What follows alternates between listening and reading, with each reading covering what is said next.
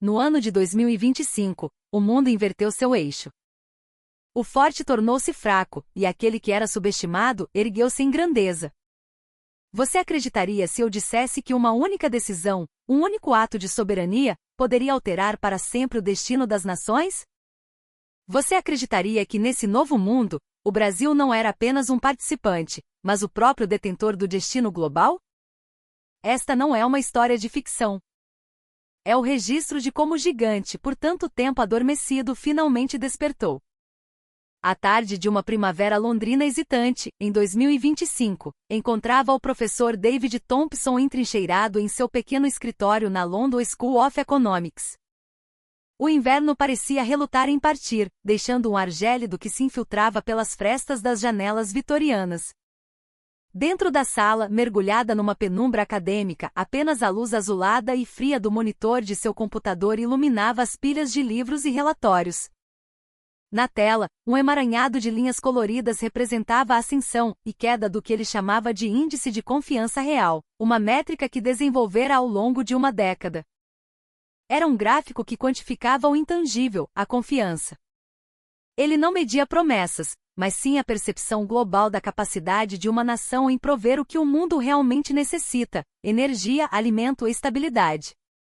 A linha que representava o bloco ocidental, o G7, era um espetáculo de horror analítico. Após um pico arrogante, quase vertical, ela despencava como uma pedra lançada de um penhasco, uma queda livre sem precedentes. Em contraste, uma outra linha, a do Brasil, movia-se de forma oposta. Ela não saltava de forma errática, ela subia. Subia com a força implacável e constante de uma maré montante, uma ascensão sólida, poderosa, quase desafiadora. Era a representação visual de uma transferência de poder tectônica, uma mudança que a maioria dos telejornais e chanceleres ainda não conseguia compreender. No canto da tela, uma pequena anotação piscava ao lado do ponto de inflexão da queda europeia, o Pacto Verde Punitivo. Thompson recostou-se na cadeira de couro gasta, o render do móvel ecoando no silêncio. Seus dedos tamborilavam na mesa de carvalho maciço. Uma bolha, ele sussurrou para a sala vazia. Mas não uma bolha econômica. Uma bolha de arrogância. Uma bolha moral. O índice de confiança real era a obra-prima de Thompson. Ele compilava dados de pesquisas de opinião pública em mais de 100 países, a frequência de acordos comerciais, a estabilidade da moeda, os fluxos de investimento estrangeiro direto e, crucialmente, a produção e exportação de commodities essenciais. O índice era, em sua essência, um polígrafo para a geopolítica. E naquele momento ele indicava que o Ocidente estava mentindo para si mesmo.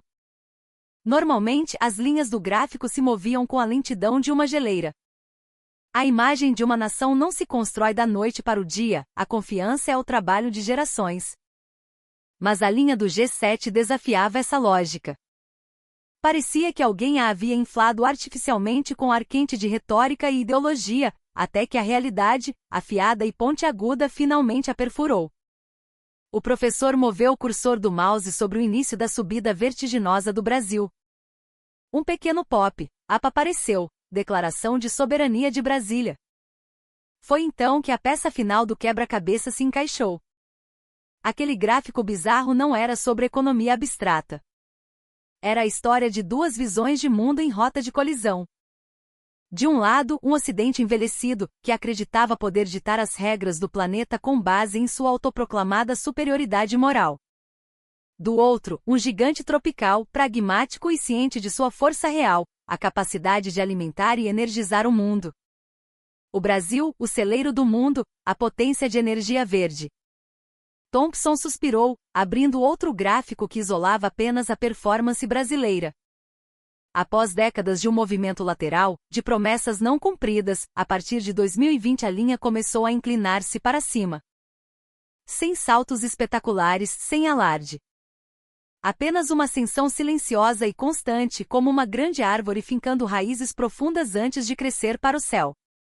A Europa era um foguete, pensou ele, buscando uma metáfora. Impressionante na decolagem, mas seu combustível era a hipocrisia.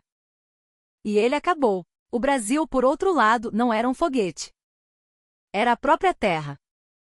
lenta para se mover talvez, mas quando se movia nada podia detê-la. Porque a Europa, com toda a sua história e poder, havia se deixado levar por uma onda de idealismo tão desconectado da realidade. Porque apenas o Brasil conseguia, em meio ao caos global, acumular silenciosamente a moeda mais valiosa de todas, a confiança. O professor abriu seu caderno de anotações e, na primeira linha de uma página em branco, escreveu com sua caneta tinteiro: o paradoxo do gigante, soberania real versus hegemonia virtual. Ele sabia que essa história não terminava com a queda de um bloco ou a ascensão de um país. Ela revelava como as nações constroem seu capital de confiança e como podem perdê-lo em um piscar de olhos. Na tela, a linha do G7 continuava a cair, sem fundo à vista. Ninguém sabia onde ela iria parar. Mas uma coisa era clara: por trás daquelas linhas abstratas pulsavam as emoções de bilhões de pessoas, a arrogância, a euforia da virtude e depois o choque, a traição, a fome.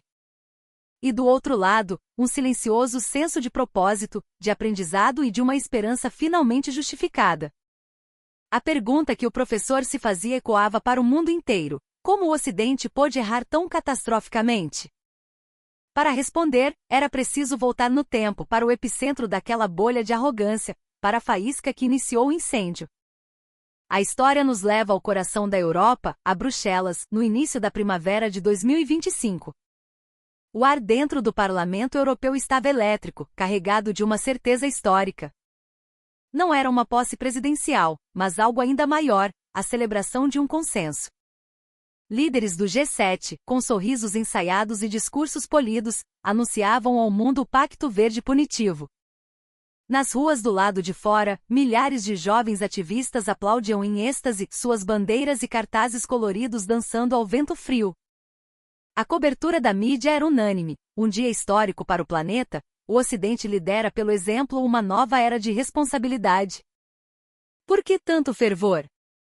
Porque o pacto era a materialização de uma narrativa que a elite ocidental vinha construindo há anos, a de que eles eram os guardiões morais do mundo.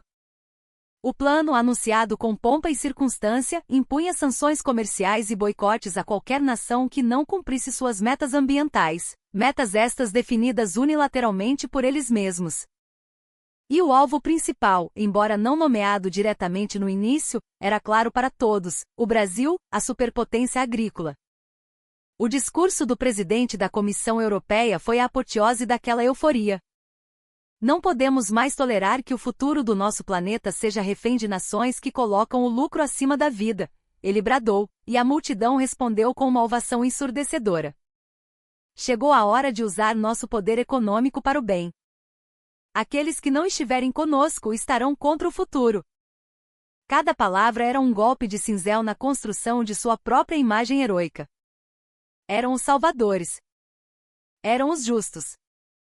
Thompson, em seus estudos posteriores, chamaria aquele momento de pico da hipocrisia.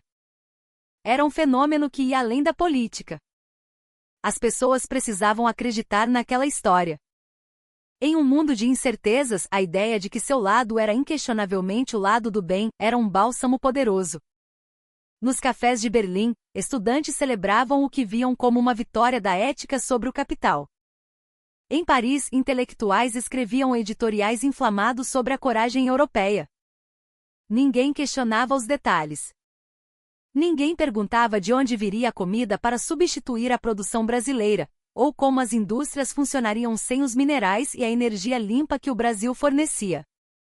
A narrativa era mais importante que a realidade. Um idoso em Bruxelas, com lágrimas nos olhos, disse a um repórter de TV: finalmente. Sinto orgulho de ser europeu de novo. Estamos fazendo a coisa certa. Jovens tiravam selfies com a hashtag Boicote Brasil, sentindo-se parte de um movimento histórico. Uma mãe com o filho no colo sussurrava com os olhos brilhando: quando ele crescer, viverá em um mundo melhor porque nós tivemos a coragem de agir hoje. Todos acreditavam na magia. Acreditavam que bastava assinar um decreto, acionar um interruptor moral, para que um novo mundo limpo e justo surgisse com a luz da manhã. Mas nos bastidores daquela festa, a realidade já começava a cobrar seu preço. O que a euforia da multidão não percebia era que quando se infla uma expectativa a níveis tão estratosféricos, a energia para a decepção se acumula na mesma proporção. Thompson, ao analisar a cobertura da mídia daquele dia, notou algo assustador: não havia uma única voz de cautela. Nenhuma análise de impacto. Ninguém ousou perguntar: e se o Brasil não se curvar? Eles não buscavam uma solução, buscavam um vilão para se sentirem virtuosos. O anúncio do pacto, a aclamação popular, tudo aquilo era o combustível que inflava a linha do G7 no gráfico do professor. Mas era também o exato momento em que a agulha da realidade começava sua lenta e inexorável aproximação. Enquanto a celebração ainda ecoava pelas ruas de paralelepípedos de Bruxelas, em uma sala silenciosa em Brasília, o futuro estava sendo decidido. E a resposta do gigante não seria a que o Ocidente esperava. Enquanto a euforia do Pacto Verde punitivo varria a Europa, o Palácio do Planalto em Brasília mergulhava numa calma tensa e deliberada. Não havia pânico, apenas uma concentração profunda. O presidente brasileiro e seus ministros mais próximos estavam reunidos na sala de crise, não para reagir, mas para responder. Sobre a mesa, relatórios de inteligência e projeções econômicas. O veredito era unânime: o Ocidente havia cometido um erro de cálculo monumental. Eles haviam confundido a paciência brasileira com fraqueza. Durante dias o mundo esperou uma retratação, um pedido de negociação, um sinal de que o Brasil se curvaria à pressão. Em vez disso, o que veio foi o silêncio. Um silêncio pesado que começou a deixar os mercados nervosos e os diplomatas europeus inquietos. E então, numa noite de terça-feira, a resposta veio. Não através de um comunicado diplomático ambíguo, mas em um pronunciamento à nação, transmitido ao vivo para o mundo inteiro. O presidente brasileiro, em pé ladeado pela bandeira nacional, olhou diretamente para a câmera. Sua voz era firme, sem traços de raiva, apenas a ressonância da convicção. Brasileiros e brasileiras, ele começou. Nosso país, por décadas, tem sido o parceiro leal que alimenta o mundo e provê a energia limpa que o planeta necessita. Fizemos isso com orgulho e com responsabilidade. Hoje, nações que construíram sua prosperidade às custas do meio ambiente por séculos, agora se arrogam o direito de nos dar lições e de nos punir com sanções ilegítimas e hipócritas. Ele fez uma pausa, deixando o peso daquelas palavras assentar. Eles esperam que nos curvemos. Esperam que sacrifiquemos nossa soberania no altar de sua conveniência. Eles estão enganados. Foi nesse momento que a história virou. O Brasil é uma nação pacífica, mas não é uma nação passiva. A soberania não se negocia. A dignidade de nosso povo não tem preço. E então veio o golpe, desferido com a precisão de um cirurgião. A partir de hoje, em resposta direta às ações hostis e unilaterais, o governo brasileiro anuncia a suspensão temporária da exportação de grãos, proteínas e minerais estratégicos para todos os países signatários deste pacto coercitivo. O mundo prendeu a respiração. Aos nossos amigos e parceiros que respeitam nossa soberania, reafirmamos nossos laços e garantimos o fluxo de nossos produtos. Aos que nos tratam como adversários, oferecemos apenas a nossa firme e inabalável independência. O gigante acordou. O impacto foi instantâneo e global.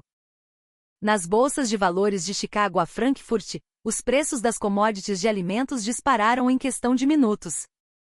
Em Washington, um oficial do Departamento de Estado, pego de surpresa, deixou vazar para um jornalista um memorando interno que dizia apenas: eles blefaram, e o Brasil pagou para ver. Um erro de cálculo catastrófico. No Brasil, a reação foi uma explosão de orgulho nacional. Pessoas saíram às janelas para aplaudir. As redes sociais foram inundadas com as frases "soberania nacional" e "o gigante acordou". Pela primeira vez em muito tempo, os brasileiros se sentiram unidos por um propósito maior, o de defender sua dignidade no cenário mundial. A mídia ocidental, que dias antes celebrava a liderança moral de seus governos, agora lutava para encontrar as palavras. Uma escalada perigosa, dizia um âncora da BBC. Chantagem de recursos, titulava um jornal francês. Mas nos mercados financeiros, a linguagem era muito mais direta. Analistas do Goldman Sachs e do JP Morgan emitiram notas urgentes aos seus clientes. A avaliação era brutal. O Ocidente apostou que o Brasil precisava mais de seu dinheiro do que o mundo precisava da comida brasileira. A aposta estava errada. Aquela única decisão, aquele único pronunciamento, não foi apenas um ato de política externa. Foi a primeira vez que o Brasil usou sua força como superpotência de recursos não como uma promessa, mas como um fato consumado.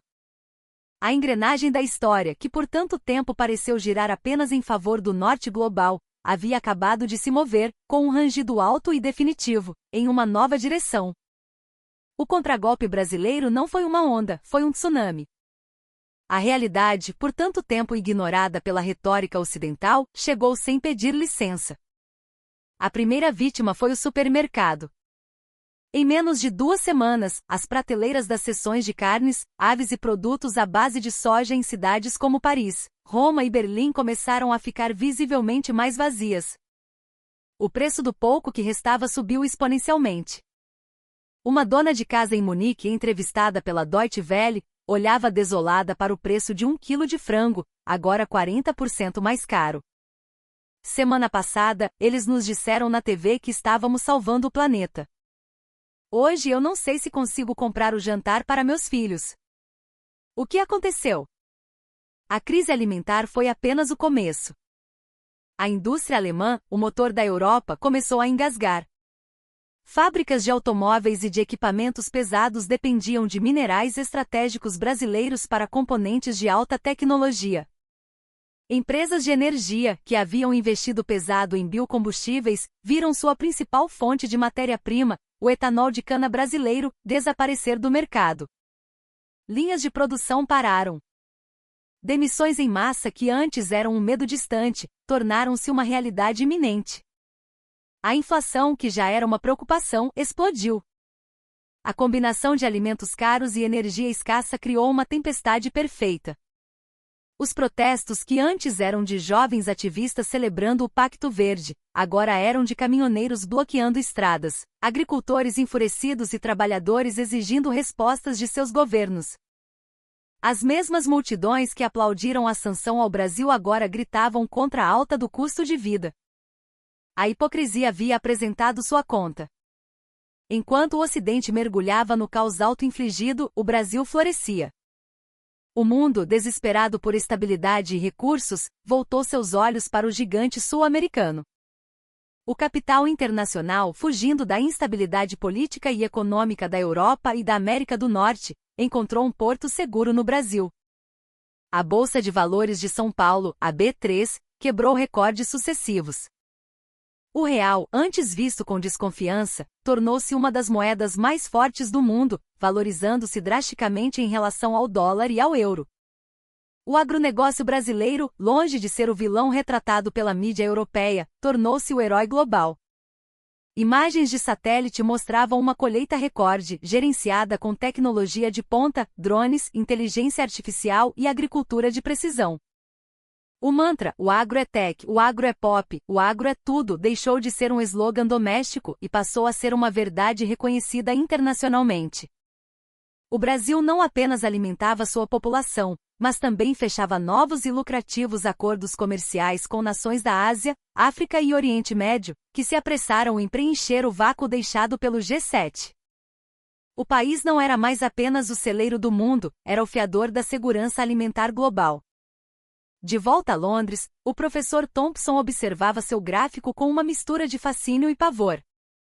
A linha do G7 havia rompido todos os suportes, mergulhando em território negativo no índice de confiança real. A linha do Brasil, por outro lado, parecia desenhar uma nova cordilheira no mapa da geopolítica. Em um e-mail urgente para seu colega em Cambridge, Michael Harris, ele escreveu: Michael, estamos testemunhando o mais rápido colapso de confiança hegemônica da história moderna. Eles não foram derrotados por um inimigo externo. Eles cometeram suicídio geopolítico. Tentaram isolar o Brasil e acabaram isolando a si mesmos. A resposta de Harris foi curta e lapidar: David, eles se esqueceram da regra mais antiga da política: nunca comece uma briga que você não tem certeza de que pode vencer. especialmente se o seu adversário controla a despensa. A crise no Ocidente e a ascensão do Brasil não eram eventos separados. Eram as duas faces da mesma moeda, a moeda da confiança, que havia mudado de mãos de forma dramática e irreversível. Enquanto o professor Thompson validava a mudança de poder com dados frios em Londres, a percepção global começava a se cristalizar em palavras. O contraste entre a abordagem do Ocidente e a do Brasil tornou-se o principal tema de debate em fóruns internacionais, artigos acadêmicos e, mais importante, nas decisões de investimento. O mundo estava fazendo uma comparação direta, e o resultado era devastador para o antigo establishment. Thompson, em uma viagem de campo para a África, presenciou essa nova realidade em primeira mão. Em uma nação da África subsaariana que lutava contra a insegurança alimentar, ele visitou 2 projetos de desenvolvimento agrícola. O primeiro, financiado pela União Europeia, consistia em um moderno centro de conferências onde burocratas estrangeiros davam palestras sobre sustentabilidade e governança. As salas tinham ar-condicionado, mas os campos ao redor continuavam secos. O segundo projeto era uma parceria com a Embrapa, a empresa brasileira de pesquisa agropecuária. Ali não havia palestras. Havia engenheiros agrônomos brasileiros com os pés na terra, trabalhando lado a lado com os agricultores locais, adaptando sementes de alta produtividade ao solo africano e ensinando técnicas de irrigação de baixo custo. O líder da comunidade local, um homem sábio e de poucas palavras, resumiu a diferença para Thompson de forma inesquecível. Professor, disse ele, apontando para o centro de conferências europeu, eles nos deram sermões. Nos disseram o que não podíamos fazer. Depois, ele apontou para os campos verdes do projeto brasileiro. Os brasileiros nos deram sementes e ferramentas. Nos perguntaram o que precisávamos para crescer. Os europeus queriam nos ensinar a sentir culpa. O Brasil nos ensinou a colher. Essa anedota era um microcosmo de uma verdade maior. A diplomacia ocidental havia se tornado uma sucessão de julgamentos morais, ameaças e inconsistências. Um dia criticavam uma nação, no dia seguinte buscavam sua ajuda. Era uma política externa errática que Thompson apelidou de diplomacia do catavento, girando conforme os ventos da opinião pública interna, sem uma direção estratégica. Era uma diplomacia baseada em ativos virtuais, narrativas, sanções e pressão mediática. A diplomacia brasileira, em contrapartida, revelou-se pragmática, consistente e baseada em ativos reais. Não fazia exigências ideológicas. Oferecia parcerias concretas, comida, tecnologia agrícola, energia limpa. Prometia menos e entregava mais. O mundo percebeu que a retórica da liderança moral ocidental era, na verdade, uma forma de imperialismo disfarçada de virtude. Era uma hipocrisia que exigia que o mundo em desenvolvimento permanecesse pobre para que os ricos pudessem se sentir bem consigo mesmos. O Brasil, ao contrário, oferecia um modelo de desenvolvimento soberano. A confiança, que antes era depositada nas instituições de Washington e Bruxelas, migrou para o Sul. O mundo percebeu que sem a comida do Brasil, haveria fome. Sem a energia limpa do Brasil, as metas climáticas seriam uma piada. Sem a estabilidade que o Brasil oferecia, a economia global seria ainda mais volátil. O Ocidente era um castelo de cartas ideológico, enquanto o Brasil era o ativo real do planeta. O clímax silencioso desta saga aconteceu não com um estrondo, mas com um murmúrio. Em uma breve nota de rodapé, emitida tarde da noite de uma sexta-feira para evitar a atenção da mídia, a Comissão Europeia anunciou a revisão e suspensão do Pacto Verde Punitivo, citando a necessidade de garantir a estabilidade das cadeias de suprimentos globais. Foi uma rendição humilhante, uma confissão de que sua grande cruzada moral havia fracassado diante da dura realidade. O mundo finalmente entendeu a lição. Não há soberania energética nem alimentar sem o Brasil. E sem o Brasil, o mundo passa fome e frio. A confiança não estava mais no norte, ela havia encontrado um novo lar sob o Cruzeiro do Sul. Na janela de seu escritório em Londres, o professor Thompson observava as luzes da cidade se acenderem contra o céu crepuscular. O vento frio que entrava trazia consigo a sensação de uma nova era. Em sua tela, o gráfico final daquela saga contava uma história completa. A linha do G7, após atingir o fundo do poço, tentava uma recuperação tímida, mas estava permanentemente marcada, como a reputação de um mentiroso desmascarado. A linha do Brasil havia se estabilizado em um novo e elevado patamar, não mais como uma anomalia, mas como a nova referência de poder e estabilidade global. O colapso da confiança ocidental não era apenas uma estatística, era o fim de uma era de 500 anos de domínio. A queda do Muro de Berlim havia sido o fim do comunismo. A crise de 2025 foi o fim da hegemonia moral do Ocidente. A história que começou com arrogância em Bruxelas e foi respondida com a soberania em Brasília havia redesenhado o mapa do poder mundial. Os estudantes em Seul, que o professor vira em seus estudos anteriores sobre a Coreia, agora tinham um novo caso para analisar. Não era mais sobre a Coreia e o Japão. Era sobre o mundo inteiro aprendendo da maneira mais difícil, o que era a verdadeira confiança. Thompson começou a redigir as conclusões de seu relatório, o documento que seria lido em chancelerias e conselhos de administração em todo o mundo. A confiança, escreveu ele, não é construída sobre a eloquência de discursos ou a pureza autoproclamada das intenções. Ela é forjada na consistência das ações e na entrega de valor real e tangível. O Brasil não acendeu porque gritou mais alto ou fez promessas mais grandiosas. Acendeu porque no momento decisivo, enquanto outros ofereciam palavras, ele oferecia ao mundo o que ele desesperadamente precisava para sobreviver: pão e energia. A crise havia ensinado ao mundo que a geografia ainda importava. Que ter recursos reais era mais importante do que controlar narrativas virtuais. O Brasil, com sua Amazônia, seu vasto cerrado produtivo, suas bacias hidrográficas e seu povo resiliente, não era apenas um país. Era uma necessidade planetária. A história não era sobre o fracasso de um líder ou o sucesso de outro. Era sobre a redescoberta de que a confiança é a moeda mais forte de todas, e que sua cunhagem exige a matéria-prima da soberania e da dignidade. O professor fechou os olhos por um momento. Ele podia ouvir o eco distante daquela voz firme vinda de Brasília. O gigante acordou. Não era uma ameaça, ele agora entendia. Era uma promessa. Uma promessa de um novo equilíbrio, de um mundo multipolar onde o respeito mútuo e a interdependência real seriam as bases de uma nova ordem. A história tinha chegado ao fim, mas o futuro, um futuro onde o Brasil não pedia licença para ser grande, estava apenas começando. E ao abrir os olhos para a página em branco de um novo projeto, Thompson sussurrou para o silêncio de seu escritório uma única frase, a síntese de tudo o que havia aprendido: confiança é poder.